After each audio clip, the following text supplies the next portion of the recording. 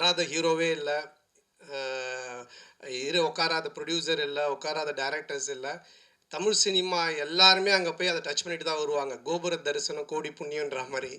So அங்கே அந்த கம்பெனிலேருந்து என்னை வச்சு படம் பண்ணதுக்கு முதல்ல அவருக்கு என்னுடைய மனமார்ந்த நன்றி நான் தெரிவிச்சுக்கிறேன். ஆக்சுவலாக நான் வந்து காசு கேட்டு தான் போனேன் அவர்கிட்ட, அன்பு சார்கிட்ட. சார் எனக்கு கொஞ்சம் காசு வேணும் அப்படின்னு சொல்லி கேட்டு போனேன். சபாபதிக்கு அப்புறம் நாங்கள் பழக ஆரம்பித்தோம். சபாபதிக்கு முன்னாடி பிஸ்கோத் படத்துலேருந்து எங்களோட பழக்கம். ஆனால் அதிகமாக பேச மாட்டோம். அதுக்கப்புறமா சபாபதி ஃபினான்ஸ் பண்ணார். அப்புறமா ரொம்ப க்ளோஸ் ஆனோம். ஃபோனில் ஜாலியாக பேசிகிட்டு இருப்போம். அதுக்கப்புறமா நான் காசு கேட்டு போனேன். எனக்கு ரொம்ப பிடிச்சிருச்சு அவருக்கு. என்ன சந்தானம் என்ன விஷயம்னு கேட்டார். இல்லை சார் இடம் வாங்க போகிறேன் வீடு கட்ட அப்படின்னு. அப்போ சொன்னார், எப்போவுமே வந்து கடன் வாங்கி மட்டும் வீடு வாங்குறதோ இடம் வாங்குறதோ வாங்காதீங்க. அது மாதிரி நிறைய பேர் லோல் பண்ணுறாங்க. அதனால் இந்த காசை நீங்கள் அட்வான்ஸாக வச்சுக்கோங்க. இன்னும் இடம் வாங்க என்ன வேணுமோ சொல்லுங்கள், நான் ஹெல்ப் பண்ணுறேன், நம்ம படமாக பண்ணுவோம் அப்படின்னு என் மேலே ஒரு நல்ல அபிப்பிராயத்தில் தான் இந்த விஷயத்த பண்ணார். ஏன்னா அவர் ரொம்ப சீரியஸாக, ரொம்ப டஃப்பாக, ரொம்ப வேறு மாதிரிலாம் வெளியே பேசுவாங்க இல்லை பார்ப்பாங்க. பட் நெருங்கி பழகிட்டா எவ்வளோ ஜாலியான ஆள், எவ்வளோ அன்பானவர்ன்றதை நான் சொல்லி ஆகணுன்றதுக்காக இதை சொல்கிறேன். அது மட்டும் இல்லை, ஃபோனில் பேசினாலே ஜாலியாக தான் பேசுவார். நான் அடிக்கடி ஈஷாக்கு தான் போவேன், சிவராத்திரி அது இதுன்னு போவேன். ஃபோன் பண்ணாலே கேட்பேன், சந்தானம் எங்கே இருக்க அப்படின்னுவார். சார் ஈஷாவில் இருக்கேன் சார். வரும்போது எனக்கு வாங்கிட்டு வா அப்படின்னுவார். என்ன சார் ருத்ராட்சமா விபூதியானவன், அதெல்லாம் யாருக்கு வேணும், அமௌண்ட் என்ன வாங்கிட்டு வா அப்படின்னுவார். சார் ஆன்மீகத்தில் போய் நான் எப்படி சார் அமௌண்ட் வாங்கிட்டு வரது? ஸோ இந்த மாதிரி ஏதாச்சும் ஒன்று கிண்டலாக பேசிகிட்டே தான் இருப்போம் ஃபோன் பண்ணால். அப்போ ஒரு இது மாதிரி கதை கேட்க ஆரம்பித்தார். நான் கேட்பேன், சார் என்ன சார் நீ கதை கேட்டிங்களா எப்படி இருந்துச்சுன்னு? அது ஏன் கேட்குற சந்தானம்? ஃபஸ்ட் ஆஃப் கேட்டுகிட்டே இருந்தேன், ஒருத்தன் ஃபோன் பண்ணான், வட்டி தரவே இல்லை, அவ்வளோதான். அதுக்கப்புறம் கதை கேட்டால் சிரிப்பே வர மாட்டுது, வெறுப்பாக இருக்குது. சார் இப்படியே எல்லோரும் ஃபோன் பண்ணி கதை கேட்கும் போதெல்லாம் வட்டி பிரச்சனை வருது, அதுக்கு மேலே அவருக்கு சிரிப்பு வர மாட்டுது. அவன் கொடுக்க மாட்டான் சந்தானம், எனக்கு ரொம்ப டென்ஷன் ஆகி போச்சு. இப்போ இவன் காமெடி சொல்லிட்டு எப்படி நான் சிரிக்கிறது அப்படின்னாரு. அப்புறம் அப்படி இப்படின்னு சொல்லிட்டு ஒரு கதையை கேட்டு அந்த கதையை பண்ணலாம் அப்படின்னாரு. நானும் கேட்டேன், ரொம்ப நல்லா இருந்துச்சு சார், சூப்பர் சார், பண்ணலாம் சார் அப்படின்னு சொன்னேன். அதுக்கப்புறம் அவர் எப்போவுமே டென்ஷனாக தான் இருப்பார். எனக்கு தெரிஞ்சு இங்கே தான் இவ்வளோ நேரம் உட்காந்துருக்காரு. அவர் இது வரைக்கும் உட்காந்து ஒரு இடத்துல இவ்வளோ இதுவாக நான் பார்த்ததே கிடையாது. ஏன்னா எங்கே இருந்தோனாலும் ஃபோன் வரும். பெரிய படங்கள்லேருந்து சின்ன படங்கள்லேருந்து எல்லா இடத்துல இருந்தும் காசுக்கு கொடுக்கறது வாங்குறது அதுன்னு போயிட்டே இருக்கும். ரொம்ப டென்ஷனாக தான் இருப்பார். ஏன்னா இந்த ஃபினான்ஸ், இந்த வட்டி தொழில் அப்படின்றதே ஒரு பயங்கரமான ஒரு டென்ஷனான வேலை. ஆனால் ஒரு நாள் மட்டும் ரொம்ப ஜாலியாக இருந்தார், ரொம்ப சிரிச்சிட்டு சந்தோஷமாக இருந்தார். அப்போ நான் அவர்கிட்ட கேட்டேன், என்ன சார் எப்போவுமே டென்ஷனாகவே இருப்பீங்க, நீங்கள் ரொம்ப சந்தோஷமாக இருக்கிறீங்களே, மொத்த வட்டியும் வந்துருச்சா என்னன்னு கேட்டேன். இல்லை அப்படின்னு. சரி என்ன சார் சந்தோஷம்னா, இது மாதிரி எனக்கு பேரன் பிறந்திருக்கான், என் பொண்ணுக்கு பையன் பிறந்திருக்கான் அப்படின்னாரு. பயங்கர ஹாப்பியாக இருந்தார். அப்போ எனக்கு ரொம்ப நாளாக ஒரு சந்தேகம் இருந்துச்சு. இது யார்கிட்ட கேட்கணும்னு நினச்சிட்டு இருந்தேன். சரி இவர்கிட்ட கேட்போன்னு கேட்டேன். சார் பொதுவாக கல்யாணம் ஆகி நமக்கு ஒரு பையனோ பொண்ணோ பிறந்தா அதை விட சந்தோஷம் அவங்களுக்கு ஒரு பையனோ பொண்ணோ ஒரு பேரனோ பேத்தியோ பிறந்தா நம்ம சந்தோஷப்படுறோம், அது ஏன் சார்னு கேட்டேன். அப்போ அவர் ஆன்சர் ஒன்று சொன்னார், சந்தானம் எப்பவுமே அசலை விட வட்டியில் தான் கிக் அதிகம் அப்படின்னு.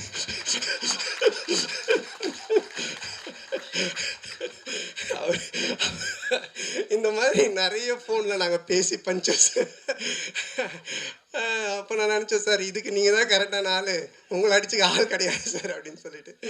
ஸோ அப்படிப்பட்ட ஒரு ஜாலியான மனிதர். ஸோ அவரோட சேர்ந்து இந்த படம் பண்ண ரொம்ப சந்தோஷமாக இருக்குது. ஏன்னா பண்ணும்போது அவர் சொன்னார், தேட்டருக்கு வர ஜனங்க படத்தை பார்த்து சிரிச்சுட்டு போன சந்தானம், காசு பணம் முக்கியம் இல்லை, அது நம்ம சம்பாரிச்சிக்கலாம் அப்படின்ட்டு ஒரு ப்ரொடியூசராக இல்லாமல், ஒரு ஃபினான்ஷியராக இல்லாமல், ஒரு தேட்ரு ஓனராக இந்த படத்தை எடுத்திருக்காரு. ஆடியன்ஸ் தேட்டருக்கு வரவங்க சிரிக்கணும், ரசிக்கணும் அப்படின்னு சொல்லிட்டு. அதே மாதிரி இந்த படமும் நல்லா வந்திருக்கு. இந்த படத்தை எடுக்கிற பொறுப்பை அவருடைய டாட்டர் சுஷ்மிதா அவங்ககிட்ட கொடுத்துருக்காரு. அவங்களுக்கு என்னுடைய வாழ்த்துக்கள். இந்த ஃபஸ்ட்டு படம், அதுவும் என்னுடைய படத்து மூலமாக அவங்க ப்ரொடியூசராக வர்றது எனக்கு ரொம்ப பெருமையாக இருக்குது. பொதுவாக வந்து நிறைய பொண்ணுங்க பார்த்தீங்கன்னா ஆன்லைனில் கண்டதையும் ஆர்டர் பண்ணி அப்பா காசை கறியாகிற பொண்ணுங்க இருப்பாங்க. ஆனால் சில பொண்ணுங்க அப்பா கொடுக்குற காசை சேர்த்து வச்சு பிரயோஜனமாக ஒன்று பண்ணுவாங்க. அதில் செகண்ட் கேட்டகரி தான் நம்ம ப்ரொடியூசர் சுஷ்மிதா. ரொம்ப பொறுப்பாக எங்கே செலவு பண்ணணும், எப்படி பண்ணணும், இதை எப்படி ப்ரொமோட் பண்ணணும், இந்த படத்தை எடுத்துகிட்டு போய் எப்படி சேர்க்கணும் அப்படின்றதுல ரொம்ப கவனமாக, ரொம்ப டெடிகேஷனாக பண்ணுறாங்க. ஸோ அவங்க ஒரு மிகப்பெரிய ப்ரொடியூசர் லிஸ்ட்டில் வந்து கண்டிப்பாக நிற்பாங்க. ஸோ அவங்களுக்கு என்னுடைய நன்றி. அண்ட் தென் இந்த படத்தினுடைய மியூசிக் டைரக்டர் இமான் சார், அவர் என்ன மாதிரி தான் ஒரு ஆன்மீகவாதின்றதை விட ஒரு கடவுள் பக்தி உடையவர். எல்லாமே ஆண்டவர்னு தான் சொல்லிகிட்டு இருப்பார். எப்படி ஒரு சாப்பாட்டுக்கு சால்ட்டு முக்கியமோ அது மாதிரி ஒரு படத்துக்கு சாங் ரொம்ப முக்கியம். அந்த சாங் ஹிட்டுனாலே அது ஒரு 60% ஹிட்டான ஃபிலிம் அப்படின்ற ஒரு லிஸ்ட்டில் போய் ஏறிடும். அதுலேயும் அந்த ஆல்பமே ஹிட்டுனா ஒரு 80% அந்த படம் ஹிட்டு அப்படின்ற மாதிரி தான். ஸோ அது மாதிரி இமான் சார் வந்து ரொம்ப அற்புதமான சாங்ஸ் போட்டு கொடுத்துருக்காரு. நான் மெலோடி ஒன்று இருக்குது அப்படின்னு சொன்னார் அன்பு சார் என்கிட்ட. அப்போ நான் கேட்டேன், சார் அதை நான் எப்படி சார் பண்ணுறது, அதெல்லாம் எனக்கு வரவே வராது சார், ஏதோ ஆடுறது அதுனா கூட பரவாயில்ல சார்னு. அப்புறம் இல்லை நீங்கள் நல்லா வரும்னு இமான் சாரும் சொன்னாங்கன்னு. இது வரைக்கும் நான் ஹீரோவாக பண்ண படங்கள்லேருந்து வேற ஒரு டைமென்ஷனில் என்னை கொண்டுட்டு போன பெருமை இமான் சாருக்கு தான் சேரும். ஸோ அவர் கொடுத்த அந்த ஒரு மியூசிக்கோடைய ஒரு ஸ்ட்ரென்த்து தான் இதை என்னை ஒரு மாதிரியும் பண்ண வச்சுது. அதை ரொம்ப பியூட்டிஃபுல்லாக கல்யாண் மாஸ்டர் எடுத்தாங்க. மற்ற 2 சாங்கும் பாபா பாஸ்கர் சார் எடுத்தாங்க. ஸோ அவங்களுக்கு இந்த நேரத்தினுடைய நன்றியை தெரிவிச்சுக்கிறேன். அதுக்கப்புறம் இந்த படத்தினுடைய ரைட்டர், நம்ம காஸ்டியூம் பார்த்தாலே உங்களுக்கு தெரியும், இது கச்சேரி கிடைக்காத கசல் சிங்கர் மாதிரி. அதாவது அவர் ரைட்டர்னு தெரியணுன்றதுக்காக இதை எடுத்து தச்சு போட்டுட்டு அவர் பேசிகிட்டே இருக்கும்போது அன்பு சார் சொன்னார், ரொம்ப லென்த்தாக போகுது, ஜிப்பா பிடிச்சி இழியன் சந்தானம் அப்படின்னாரு. இல்லை சார் முடிச்சுட்டேன். இல்லை இவர் பேசுகிற காமெடி மாதிரியே படம் இருக்குன்னு நினச்சிட போகிறாங்கன்னாரு. இல்லை ஆடியன்ஸ் தெளிவாக இருப்பாங்கன்னு. ஸோ அவர் எப்படி இந்த அவெஞ்சர்ஸ் படத்தில் தார் வந்து சுற்றியோடவே சுற்றுவார், அது மாதிரி ஒரு பெட்டியோடையே தான் சுற்றுவார். ஆனால் நீங்கள் அந்த பெட்டி மிஸ்ஸிங் எங்கே சார்? இங்கே வண்டியில் இருக்கா? Okay okay. அதுலேருந்து தான் அந்த ஸ்கிரிப்டு பஞ்சஸ் எல்லாத்தையும் எடுப்பார். நல்ல ரைட்டர். என்னென்னா அவர் பார்க்காத தமிழ் சினிமாக்களே கிடையாது, அவ்வளோ படங்களை பார்த்துருக்காரு. ரொம்ப நல்ல ஒரு கதையை, அற்புதமான கதையை இதில் கொடுத்துருக்காரு. அதுக்கு director Anand, India Pakistan director. அநேகமாக அடுத்தது உக்ரைன் ரஷ்யான்னு எடுப்பாருன்னு நினைக்கிறேன். அதுக்குள்ளே நாங்கள் ஒரு ஃபேமிலி சப்ஜெக்ட் ஒன்று பண்ணுங்க சொல்லி கூப்பிட்டு வந்திருக்கோம். ரொம்ப நல்லா டைரக்ட் பண்ணியிருக்காரு. இந்தியா பாகிஸ்தானில் ஒரு ஃபேமிலி, ஒரு எமோஷன்ஸ், அதில் காமெடி இருக்கும். அதே மாதிரி இதுலேயும் எனக்கு ஒரு எமோஷனும் வச்சுருக்காரு, ஒரு ஃபேமிலி ட்ராமாவும் அழகாக செட் பண்ணியிருக்காரு. அப்புறம் டிஓபி அவருடைய பிரதர் ஓம், அண்ணனும் தம்பியும் சேர்ந்து அவ்வளோ அற்புதமாக சினிமா ஃபோட்டோகிராஃபி பண்ணியிருக்காங்க. ஸோ அவருக்கு என்னுடைய வாழ்த்துக்கள். அதுக்கப்புறம் ஆல் டெக்னீஷியன்ஸ், இதில் நடித்த இதில் பண்ண டான்ஸ் மாஸ்டர், ஃபைட் மாஸ்டர், எல்லா technicians, writers, lyric writers, editor எல்லாருக்குமே சேர்த்து மொத்தமாக என்னுடைய நன்றியை தெரிவிச்சுக்கிறேன். ஏன்னா ஆல்ரெடி ரொம்ப லென்த்தாக போயிட்டுருக்கு. அதுக்கப்புறம் இந்த படத்தினுடைய கேரக்டர் பண்ணியிருக்க தம்பி ராமையா சார். தம்பி ராமையா சார் மாதிரி ஒரு இன்டெலிஜென்ட்டான காமெடின்னு நீங்கள் பார்க்கவே முடியாது. நான் வந்து ஒரு குறிப்பிட்ட சில காமெடியன்ஸ் மட்டும்தான் சொல்லுவேன். ரொம்ப புக்ஸ் படிப்பாங்க, ரொம்ப இன்டெலிஜென்ட்டாக இருப்பாங்க, அவங்களுக்கு எல்லாமே தெரியும். ஆனால் படத்தில் இன்னும் கோமாளித்தனமாக ஒன்று பண்ணுவாங்க. ஸோ அந்த மாதிரி தம்பி ராமையா சார் வெரி இன்டெலிஜென்ட். அவர் நிறைய படிச்சிருக்காரு, நிறைய விஷயங்கள் தெரியும். அவரோட சேர்ந்து பேசும்போது தான், அந்த ஷேர் பண்ணும்போது தான் எனக்கு ஆச்சரியமாக இருக்கும். என்னென்னா இவ்வளோ பேசுகிறீங்க, இதெல்லாம் தெரியுதுன்னு அப்படின்னும்போது சொல்லுவார். ஸோ இந்த படத்தில் வந்து எனக்கு ஒரு மாமனார் கொடுமை, மாமியார் கொடுமை பார்த்துருப்பீங்க, அது மாதிரி ஒரு மாமனார் கொடுமையில் மாட்டிக்கிற ஒரு மாப்பிள்ளை கேரக்டர் நான். ஹரிச்சந்திரனுக்கே ஹார்ட் அட்டாக் வர அளவுக்கு போய் சொல்லுவார் இந்த படத்தில். ஸோ அந்த மாதிரி ஒரு கேரக்டர் டிசைன் பண்ணி அவர் கொடுத்துருக்காங்க. அது ரொம்ப அழகாகவும் பண்ணியிருக்காரு. ஸோ இந்த படத்தில் ஒரு என்ன சொல்கிறது, ஒரு ஒரு பயங்கரமான காமெடியை தூக்கி ட்ராவல் பண்ணியிருக்காரு. இனிமே இப்படி தானுக்கு அப்புறம் எனக்கே ஒரு ஒரு இது இருந்துச்சு, எனக்கும் தம்பி சாருக்கும் ஒரு நல்ல காம்போ இல்லையே, இனிமேல் இப்படி தான் மாதிரி ஒன்று ஒர்க் பண்ணணுன்ட்டு. அது ஆனந்த் இந்த படத்தில் ரைட்டர் சேர்ந்து எனக்கு அழகாக செட் பண்ணி கொடுத்தாங்க. அது நல்லா காமெடியும் ஒர்க் ஆகிருக்கு. ஸோ அவருக்கும் என்னுடைய நன்றி தெரிவிச்சுக்கிறேன். அப்புறம் மச்சான் கேரக்டர் பாலான்னு, ஒரு இரிட்டேட்டிங்கான மச்சான், வீட்டை விட்டு எப்படா அவன் போவான்ற மாதிரி ஒரு கேரக்டரு. அதுக்கப்புறமா ஹீரோயின் நம்ம சேலத்து பொண்ணு. அவங்க ஃபஸ்ட்டு ஸ்டார்டிங்கில் எனக்கு தெரியாது, ஏதோ பாம்பேலேருந்து தான் கூப்பிட்டு வந்திருக்காங்கன்னு நினச்சேன். நான் சரியாக பேசலனால இங்கிலீஷில் பேசிகிட்டு இருந்தேன். அப்புறம் தான் அவங்க சொன்னாங்க, சார் நான் சேலம் சார், நம்ம சேலத்து பொண்ணு சார்னாங்க. அவங்க ரொம்ப அற்புதமாக நடிச்சிருக்காங்க. ஸோ மாமனார், மச்சான், அப்புறம் ஒரு ஒரு ஒரு அழகான, அதே டைமில் ஒரு குட்டி குட்டியான விஷயங்கள் பண்ணக்கூடிய ஒரு மனைவி கேரக்டரு. அதுக்கப்புறமா மேனேஜராக விவேக் பிரசன்னா பண்ணியிருக்காரு.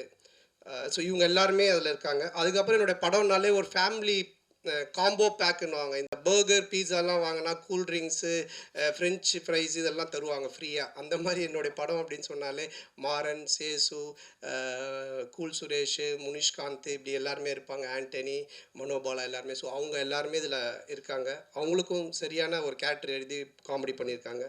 அப்புறம் கூல் சுரேஷ், யார் அவனை தடுக்குது வளர்ச்சியை, அது யாருங்க அந்த 2 பேர், அவனை விட்டுருங்க, நீங்கள் தடுக்க பாருங்க, இப்போ சொந்தமாக கட்சியெல்லாம் ஆரம்பிச்சிட்டான். அவனை ஃப்ரீயாக விட்டாலே அப்படியே இருப்பான். நீங்கள் தடுக்க தான் எதனா ஒன்று பண்ணிட்டு இருப்பான். ஸோ அவன் என்னுடைய படங்கள் எல்லாத்துலேயுமே இருப்பான், என்னோடய நண்பன். ஸோ இதுலேயும் நல்லா பண்ணியிருக்கான். அதுக்கப்புறமா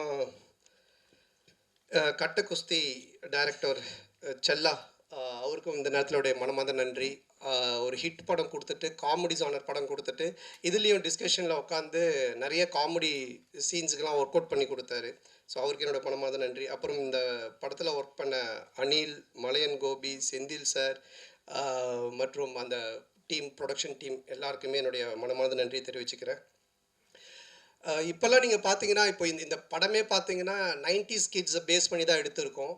என்ன விஷயம் அப்படின்றத நீங்கள் பார்த்தீங்கன்னா, உலகத்திலே 2 பிரச்சனை உள்ள ஆளுங்க தான் இருக்காங்க. ஒன்று, ஏன்டா கல்யாணம் பண்ணோம் அப்படின்னு வாழ்கிற ஒரு குரூப்பு, எப்படா எங்களுக்கு கல்யாணம் ஆகும் அப்படின்னு வாழ்கிற ஒரு குரூப்பு. இந்த 2 பேருடைய மனநிலையை பேஸாக வச்சு இதில் காமெடி பண்ணி தான் இந்த படமே எடுத்திருக்கோம்.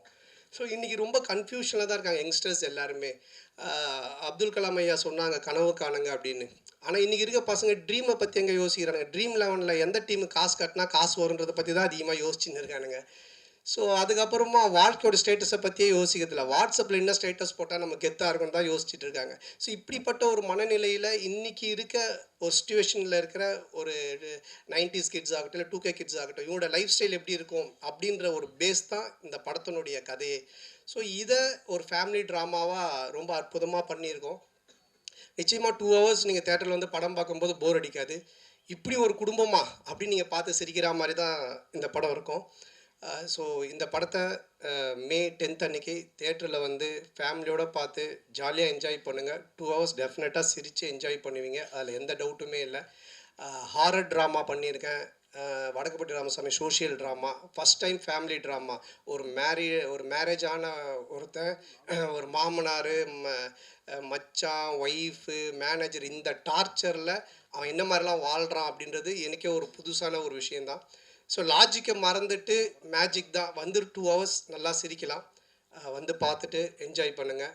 அப்புறம் இந்த எல்லா படத்துக்கும் எனக்கு தொடர்ந்து சப்போர்ட் பண்ணிகிட்ருக்கிற பத்திரிகை ஊடக நண்பர்கள் மற்றும் என் உயிரினும் மேலான என் அன்பு சொந்தங்களாகிய ரசிகர் மன்றங்கள் வச்சிருக்க அனைவருக்கும், MKS குமரல் அவர்களுக்கும் இந்த நேரத்தினுடைய மனமார்ந்த நன்றி. மற்றும் என்னுடைய டீம் முருகன், ஆனந்த், சேது, குணா மாம்ஸ், விஜய், சுந்தர், ரமேஷ், ராஜ், பரத், கிஷோர், அப்புறம் என்னுடைய makeup artist Khushi and hair stylist Gagan and Mahesh, Ilango, Bharath, Ashok, Anand, Vasu அண்ணா எல்லாருக்கும் இந்த நேரத்தோட மனமார்ந்த நன்றி தெரிவிச்சுக்கிறேன்.